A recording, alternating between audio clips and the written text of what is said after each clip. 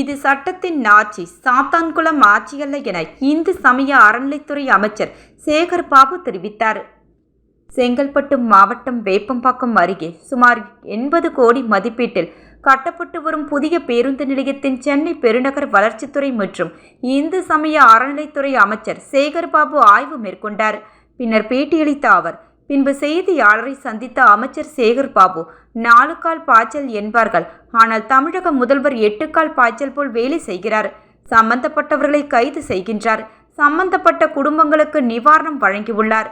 நீதிமன்றத்திற்கு செல்வதற்கு முன்னதாகவே நீதிமன்றத்தில் என்னென்ன எல்லாம் சொல்வார்களோ அதனை எல்லாம் உத்தரவிட்டிருக்கிறார். எனவே இது சட்டத்தின் ஆட்சி, சாத்தான்குளம் ஆட்சி அல்ல என விமர்சித்தார். மேலும் இதுபோல துயர சம்பவங்கள் தொடர்ந்து நடைபெறாமல் இருக்க காவல்துறை மாநில அளவில் ஆலோசனை கூட்டம் நடத்தப்பட்டது.